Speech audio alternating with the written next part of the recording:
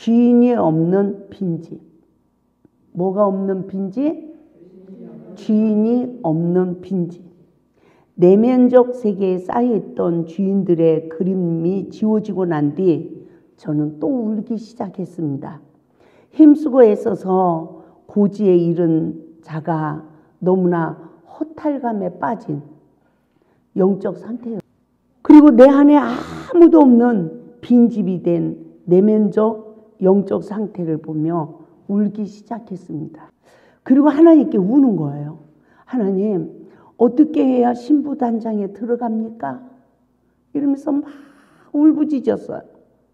금식 기도를 드려도 응답이 없었어요. 사람을 찾아 대화를 하고 싶었어요. 지금까지 괴로우나 슬프나 기쁘나 오직 주님과만의 대화를 하던 내가 마음의 허탈감에 빠져서 대화 상자자를 찾는 거예요. 이와 같은 허탈감에 빠져서 많은 시간을 울었습니다. 하나님, 그냥 두시지 왜 이러한 시험을 허락하셨나요? 너무나 힘이 듭니다. 라고 불평까지 했습니다. 그러나 완전하라는 하나님의 은총이라는 것을 알게 됐습니다. 이 고뇌의 시간이 지나면 반드시 신부단장을 이루어 육신의 남편에게도 영적 남편인 예수님에게도 안식할 수 있는 복을 주신다는 확신을 저에게 주시기 시작했어요. 그러나 현실은 너무나 막연하였으며 어디론가 떠나고 싶은 충동을 느끼며 힘이 들었습니다. 불같은 사명감도 약해지고 한 연약한 여인으로 남아 있었습니다. 그동안 남편을 사랑하려고 노력했던 시간들이 위선이었다는 것을 알게 됐어요. 그리고 오직 복음을 위하여 육적 사랑을 무시한 채 희생을 해야 한다고 결단했던 시간도 위선이었다는 것을 알게 됐어요. 이 말은 무슨 말이냐면 남편이 어느 날 저하고 같이 있고 싶어 해요. 그럼 제가 얼마나 믿음이 좋은지 어쩐 줄 알아요? 우리가 육신으로 만났어요. 하나님 일하라고 만난 거지. 왜 육신의 생각을 하세요? 하나님 앞에 우리라고 충성해야지. 이러고 저는 밤마다 산에 가서 기도를 했습니다. 근데 그 모든 것이 신부단장이 실패한 나를 발견하고 하나님의 내면에 잘못된 그림을 다 그려주시고 깨끗해졌는데도 이 안이 말씀으로 오신 예수님이 들어오지 않으니까 내 안이 허탈한 거예요. 내가 지금까지 살아온 인생이 다 위선이었다는 것을, 다 잘못됐다는 것을 깨닫게 되는 시간이었습니다. 그동안 첫사랑의 회복의 말씀을 통하여 남편 안에서 안식하는 줄 알았어요. 나는 그래도 어느 정도 이제는 남편한테 복종으로 죽게 하듯 하지 못하는 내 자신을 보고 회개하고 회개했기 때문에 나는 어느 정도 된 줄 알고 있었습니다. 그리고 사랑하려고 노력하던 사랑은 결국 노력에 불과했다는 것을 알게 되었습니다. 이와 같은 갈등 속에서 몸부림을 치며 금식을 하고 있을 때 성령께서 마음에 감동을 주셨어요. 하루에 7시간씩 기도하라라는 응답을 받게 되었습니다. 그래서 저는 하나님은 이 깨끗한 빈 그릇을 준비하게 하시고 예수님을 내 안에 온전히 모실 수 있는 영적 그릇을 만들기 위하여 이토록 하트의 그림을 그리다가 가버린 나그네들의 주인을 다 내쫓아 주신 것이구나 하고 하나님의 뜻을 분별하며 저는 조그만한 소망을 갖게 되었습니다. 영적 음란과 육적 음란의 포로에서 해방받은 시간은 신부 단장을 하여 신랑 방에 들어가는 복을 받게 된다는 거예요. 그 사망에서 옮겨 생명으로 들어가는 복입니다. 말씀으로 죄의 구속의 은혜를 입은 자는 반드시 시험을 이겨야 되는 것입니다. 그러므로 성령님께서 예루살렘을 떠나지 말고 기도하라는 사도행전 말씀으로 인도를 해 주셨어요. 자기를 모르는 무지 상태에서 기도하는 기도는 바리새인의 기도가 되어 결국 하나님의 응답만 받지 못할 뿐만 아니라 양심역사하는 결과가 주어진다는 거예요. 그러니까 하나님의 말씀에 순종하는 시기도 있고 순종하지 못하는 영적 시기도 있는 것입니다. 그래서 그리스도의 형상에 이른 내면의 그림을 볼 수 있는 은혜가 있길 바랍니다. 할렐루야. 그래서 내면의 세계를 사로잡고 활동하는 사단의 정체성을 확실히 보고 십자가의 보혈의 은혜를 입은 자만 그리스도의 형상이 이루어지는 거예요. 이해가 되죠? 그래서 그리스도의 형상에 이르지 못한 내면적 심령을 통하여 사단은 계속 역사를 하는 것입니다.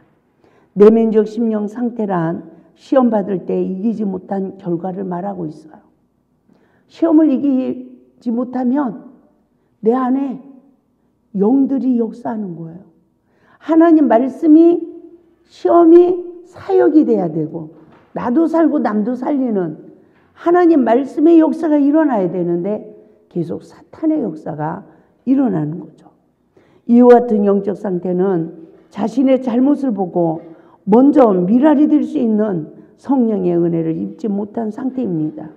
그러므로 자신의 눈에 들보는 보지 못하고 상대방의 눈에 티까지라도 밝혀보는 자가 되어 자신의 죄를 보지 못하는 맹인된 영적 상태에 받는 상처의 근원이라는 거예요. 그러니까 우리가 나를 모르고 말씀도 모르면 상처를 받아요. 나를 부인할 능력을 상실하는 거죠. 그래서 하나님은 우리를 낮아지기까지 버려두시는 하나님이시래요. 뭐 하시는 하나님? 낮아지기까지 버려두시는 하나님. 근데 여러분 우리가 아이들을 키우다 보면요. 아이가 울으면 금방 젖을 줘. 근데 조금 커. 아이가 조금 크면 넘어져. 처음에는 빨리 일으켜줘. 근데 그 아이가 조금 자라. 그러면 스스로 일어날 때까지 엄마가 잡아줘요? 안 잡아줘요? 안 잡아줘. 근데 이 아이는 어떻게 띵깡 피죠? 계속 엄마가 와서 내 손을 잡아달라. 우리가 성장 시기에도 그렇더라고요. 누군가가 내 마음 좀 계속 알아줬으면 좋겠어. 근데 알아주는 사람이 없어. 그러다 보니까 우리가 어떻게 됐어요? 이제 스스로 내 마음을 내가 다스릴 수 있는 능력이 생겨지는 거죠. 그러니까 사람을 의지하면 성장된다 안 된다? 안 되는 거죠. 하나님의 은혜도 마찬가지예요. 주여 이럴 때가 있는가 하면 이제는 내 스스로 깨닫고 하나님의 뜻을 선택해서 나가야 될 때가 있다는 거예요. 아멘. 그래서 하나님은 낮아지기까지 우리를 버려두신다는 것입니다. 요한복음 9장 40절을 보면 보지 못하는 자는 보게 하고 보는 자는 맹인이 되게 하려 함이라 라고 말씀하고 있습니다. 성령의 지배를 받는 자는 상대방의 허물을 보지 못하는 자가 돼서 신령한 세계가 열린대요. 보지 못하는 자는 보게 하고 그러죠. 남의 허물을 보지 않는 자는 내 죄를 보고 구속의 주가 보이는 거예요. 그러나 보는 자는 맹인되게 하려 합니다. 뭐죠? 사단의 지배받아서 남의 허물만 보는 자는 내 죄도 못 보고 구원의 주도 못 보는 맹인이 된다는 것을 말씀하고 있습니다. 그러므로 사단의 지배를 받아 교만한 시간은 시험이 올 때마다 상대방의 허물을 먼저 보는 자가 되어 상처를 받게 돼요. 그러니까 상처받는 자는 뭐한 자다? 너 때문에 내가 상처받았어. 옛날에 제가 그 무지 속에 빠져 있었는데 상처받은 게 내가 하나님 말씀에 불순종한 결말이더라고요. 이와 같이 과거에 내면에 쌓인 그 상처로 인하여 그 시험이 오면 또 이긴다 못 이긴다? 못 이기는 거예요. 계속 넘어지는 거예요. 그래서 근원, 근원은 시작 출발점이에요. 죄가 무엇으로 시작됐는지 그 원인까지 깨닫는 은혜를 입고 치유를 받아야 되는데 우리의 죄는요, 눈으로 시작해요. 왜? 이미 아담의 저주 아래 태어나서 선악을 아는 일에 사단의 영에 포로가 돼 있기 때문입니다. 그래서 새 그릇이 준비된 상태가 되어야 우리가 시험을 이길 수 있는 거예요. 그래서 죄의 근원, 상처의 근원까지 죄가 죄로 나로 시작됐음을 깨닫고 회개하는 귀한 은혜가 임해야 됨을 믿으시기 바랍니다. 더러운 곳에 파리가 생깁니다. 근데 그 더러운 것을 치우지 않고 파리를 아무리 쫓아내도 또 오고 또 오고 또 옵니다. 죄사함을 받은 심령은 깨끗해진 거예요. 근데 내 안에 죄가 있으면 시험이 또 오고 또 오고 또 오고. 세상에 남편한테 복종으로 죽게 하듯 하지 못한 그 죄의 근원이 어려서부터 부모한테 불순종한 죄까지 다 쌓여 있는 게 이게 다 치유되고 죄가 다 해결이 되어지고 나니까 아담의 저주 아래 태어난 이 정죄예요. 선악과 먹은 영에서 내 자신이 해방되는 것을 체험하게 되었습니다. 그래서 내 내면의 세계, 내 심령 상태를 성령의 법으로 볼 수 있는 하나님의 은혜가 우리 모두에게 임해야 될 줄 믿습니다. 그래서 신랑방에 들어갈 수 있는 신부는 누구일까요? 새 포도주에 담긴 그릇은 반복되는 시험을 받지 않고 시험을 이긴 자의 결말이 주어지는 거예요.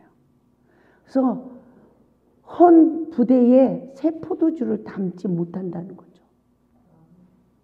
그래서 우리는 새 포도주를 담을 수 있는 그릇을 준비해야 되는 것입니다. 영적 간음의 영의 포로에서 해방을 받은 자와 육적 간음의 영에서 해방을 받은 자는 에스더와 같이 신부단장을 한 자인 줄 믿습니다. 그래서 에스더가 3일 무조건 금식해서 왕 앞에 나가니까 금호를 내린 게 아니에요. 3일 동안 영육으로 신부단장 되어진 신부의 그 축복을 성경에서 말해주고 있는 거예요. 금호를 내미는 왕은 누굽니까? 내 남편이 아니라 말씀으로 오신 예수님이에요. 아멘. 우리가 예수 앞에 나갈 때 마지막 심판 때에 누가 살 수 있을까요? 영육으로 신부단장 된 자만이 살아남는 자가 되어짐을 믿으시기 바랍니다. 그래서 영육 간의 간음형이 사로잡힌 영적 상태에서는 반드시 삼일째 하나님의 구속의 은혜를 입고 신랑방에 들어갈 수 있는 신부단장을 해야 한다는 것입니다. 에스더는 이와 같은 신부단장에 성공한 자인 줄 믿습니다. 그 결과 죽으면 죽으리라. 그 결단과 함께 그가 나라와 민족을 구원하는 위대한 사명을 감당하게 되었습니다. 우리가 이 시대에도 죽으면 죽으리라 해가지고 나라와 민족을 살리는 자로 쓰임받는 것이 아니라 영육으로 신부단장 되어서 할렐루야 성령의 권능을 힘입고 죽으면 죽으리라 쓰임받을 때 한 시대를 회복시키는 위대한 지도자로 쓰임을 받게 될 줄 믿습니다. 할렐루야.